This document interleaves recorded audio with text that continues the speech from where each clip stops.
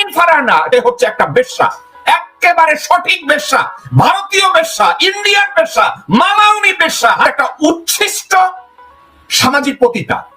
এই নডি রুমিন সে বলে ইউনূস সরকার সার্বিকভাবে ব্যর্থ, ইউনূস সরকার দেশের কোনো উন্নতি করে না এবং যে কোনো মূল্যে ইউনূসকে তাড়াতাড়ি সরাইয়া তাড়াতাড়ি একটা নির্বাচন দেওয়া হোক যাতে ওর বাতা ভারত আইসা এখানে একটা ভাগ বসাইতে পারে। যে ব্যক্তি নিয়োগ পাওয়ার 3 দিনের মাথায় প্লট পাওয়ার জন্য পাগল হয়ে যায়, যে ব্যক্তি আজকে ইসকনের একটা ফিতা বাইন্দা লোকজনের সামনে রাবণের গীত গায়, সীতার গীত গায়, এর মতো লোক, এর মতো একজন নটি, তার উপরে বাংলাদেশের 17 কোটি মানুষ বা বাংলাদেশের রাজনীতি অথবা বাংলাদেশ জাতীয়তাবাদী দল এর মতো একটা মানুষের প্রতি বাংলাদেশের রাজনীতি এর মতো মানুষের কাছ থেকে কি ভালো কিছু আশা করতে পারে? বেগম জিয়া আসার পরে হঠাৎ জড়াই ধরে কাঁদলো, সে বুঝছে যে এবার এখন নাটকটা করতে পারলে একটা পজিশন মিলবে, নাটকটা ঠিক মতো করতে পারলে আমার একটা ফায়দা আছে, এই জন্য একেবারে কাইন্ডা পেশাব কইরা বমি কইরা চিন্তায় পড়ছে। যদি তাকে বলি সে একটা ব্যক্তি হিসাবে সে জাস্ট একটা উচ্ছিষ্ট সামাজিক পতিতা, উচ্ছিষ্টা, একেবারে একেবারে একেবারে নগণ্য শ্রেণীর লো লাইফ টাইপ একটা ব্যক্তি, যে স্বার্থের জন্য খালেদা জিয়াকে জড়াইয়া ধরবে, আবার স্বার্থের জন্য খালেদা জিয়ার পিঠে একটা ছুরি বসায় দিবে।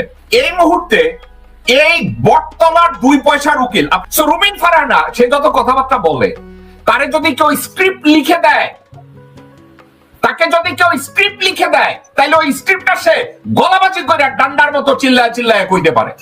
কিন্তু আমি একদিন যদি তাকে দেখতাম যে একটা ব্রিফিং নিয়ে একটা হিয়ারিং কেমনে করে যাদের সামনে, আমি তাহলে দেখতাম তার পরনের জাইঙ্গার রং লাল না কালা, আমি দেখে ফেলাইতাম। আমি এটা দেখি নাই, কিন্তু আমার কথা হইতেছে নৈতিকভাবে আমি জিজ্ঞাসা করি, সাবজেক্টটা নৈতিক।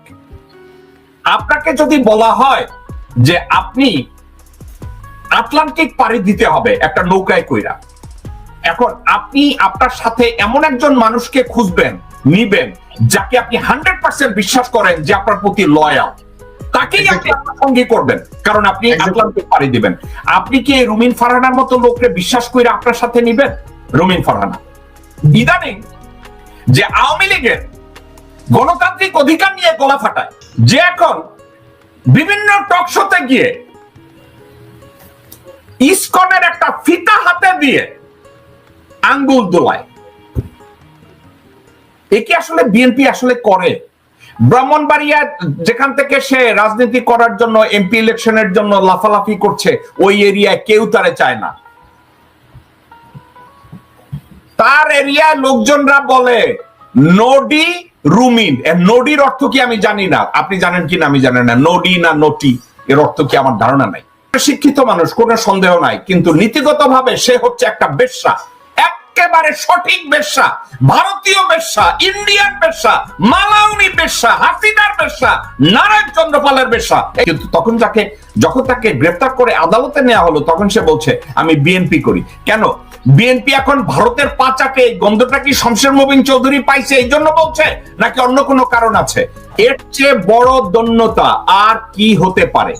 একটা লোক যে জিয়া রহমানের সাথে পাশাপাশি যুদ্ধ করেছে, জিয়া পরিবার তাকে বিশ্বাস করেছে, তার শিক্ষাগত যোগ্যতা আছে, গভর্নমেন্টে তার ভালো পজিশন ছিল, এই লোকটা দলের সাথে বেইমানি করে, বাংলাদেশের সাথে বেইমানি করে সে ভারতের তল্পি বাহক হয়েছে, যেভাবে এইচটি ইমামরা হয়েছে, গহর রিজভির মতো লোকজনরা হয়েছে, জাস্ট হয়েছে। কুত্তার বাচ্চার পরিচয়টা তাদের কাছে ভালো মনে হয়েছে নিজের স্বার্থে। এই শুয়োরের বাচ্চা বেগম জিয়াকে অসম্মান করেছে, তারেক রহমানকে অসম্মান করেছে, বিএনপিকে অসম্মান করেছে, বিএনপির আন্দোলনের পিঠে ছুরিকাঘাত করেছে। এই কুত্তার বাচ্চা আজকের আদালতে গিয়ে বলে আমি বিএনপি করতাম।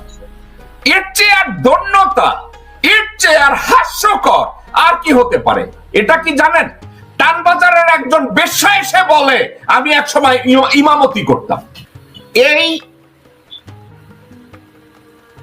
সামাজিক বেশ্যা এবং পতিত ভারতীয় চুতপারানির ছেলে 29 মিলিয়ন ডলারের স্যাটেলাইটকে 235 মিলিয়ন 300 মিলিয়ন খরচ করে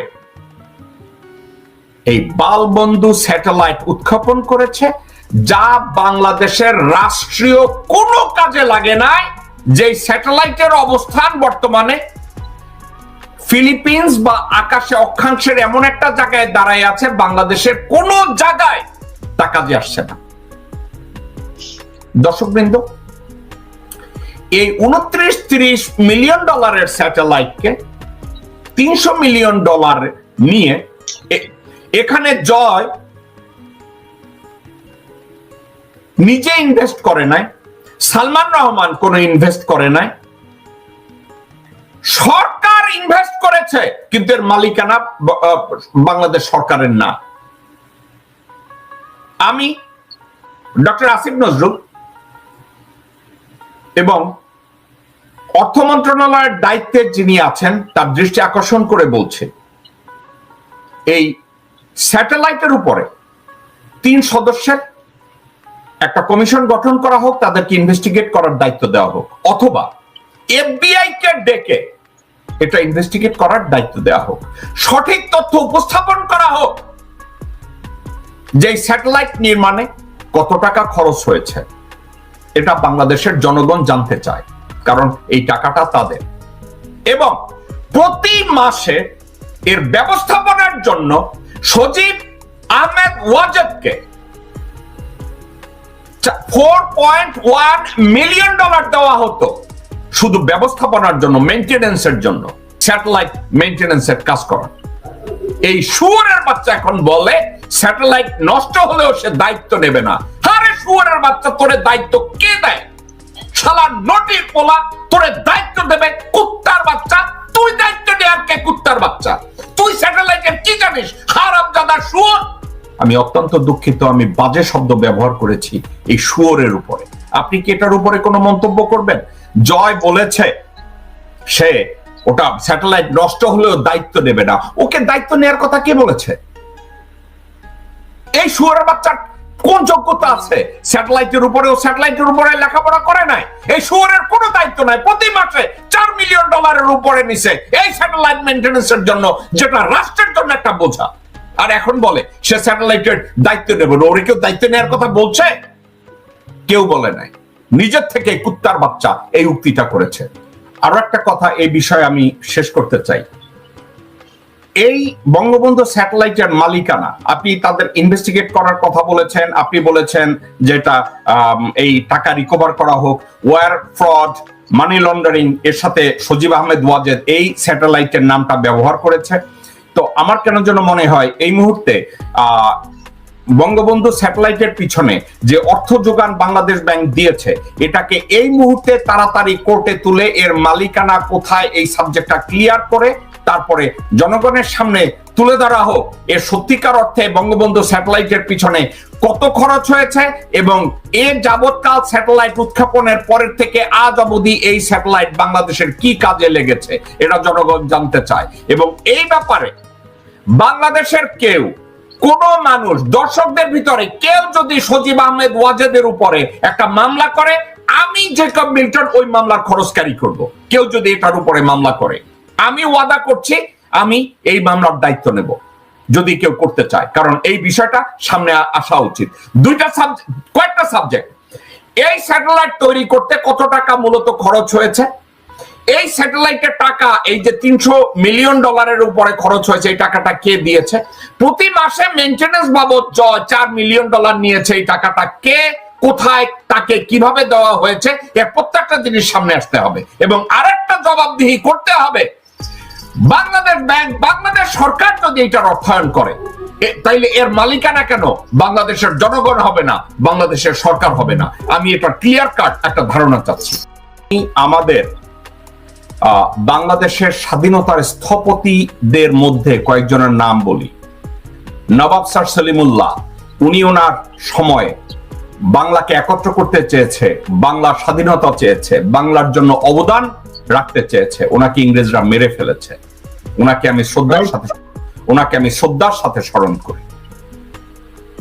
বাংলাদেশের সিংহ পুরুষ শেরে বাংলায় কে ফজলুল হক, ওনাকে শ্রদ্ধার সাথে স্মরণ করি। উনি বাংলার মুখ্যমন্ত্রী থাকাকালেও উনি যেভাবে চেষ্টা করেছে সবাইকে ইউনাইটেড করে বাংলাকে মুক্ত রাখতে, বাংলার সবকিছু ঠিকঠাক মতো চালাতে, শ্রদ্ধার সাথে ওনাকেও আমি স্মরণ করি। আমাদের আদর্শের সৈনিক, জনমানুষের সৈনিক মাওলানা আব্দুল হামিদ খান ভাসানী জীবনের প্রতি কণা রক্ত বিদ্যুৎ দিয়ে চেষ্টা করেছে বাংলার মানুষের মুক্তি আনার জন্য। জীবন উজাড় করে দিয়েছে, কিছু পেতে চান, করেননি এমন কোনো কাজ নাই জনগণের স্বার্থে, নিজের স্বার্থ কখনো দেখতে চান না। আমি স্মরণ করছি মাওলানা আব্দুল হামিদ খান ভাসানীকে। মুজিব শেখের যত ব্যর্থতা থাকুক, যত দোষ থাকুক, আমি অস্বীকার করতে পারবো না 70 এবং 71 সাল 72 সালে পশ্চিম পাকিস্তানিদের সাথে আমাদের যে রাজনৈতিক ক্লাশ হয়েছে, ওই সময় উনি রাজনৈতিক নেতৃত্ব দিয়েছে। তো ওনাকে আমি যদি অস্বীকার করি, দেন আমি ইতিহাসকে সঠিকভাবে বিচার করব না। বাংলাদেশের রাষ্ট্রীয় ফরমেশন এবং ইনফ্রাস্ট্রাকচার ছিল না। মুজিব শেখ তৈরি করতে পারে নাই, খন্দকার মোস্তাক তৈরি করতে পারে নাই, অস্থায়ী প্রেসিডেন্ট নজরুল ইসলাম তৈরি করতে পারে নাই। জেলখানায় যে 4 ভারতীয় চর ছিল, কামরুজ্জামান, মনসুর আলী, নজরুল ইসলাম, তাজউদ্দিন, এরা কেউ ইনফ্রাস্ট্রাকচার তৈরি করতে পারে নাই, ব্যর্থ হয়েছে। বাংলাদেশের সঠিক রাষ্ট্রীয় স্থপতি যদি কাউকে আমি সম্মান করি, উনি হচ্ছেন শহীদ রাষ্ট্রপতি জিয়াউর রহমান, যিনি বাংলাদেশের ইনফ্রাস্ট্রাকচার তৈরি করে বাংলাদেশের রাষ্ট্রীয় অস্তিত্বকে তৈরি করতে বিশেষ অবদান করে গেছেন। এখন এখানে এসে আমি থেমে যাই। তারপরে আমি যদি বলি, দর্শকবৃন্দ, এই প্রথম একজন নেলসন ম্যান্ডেলা রূপী একজন মানুষ আমাদের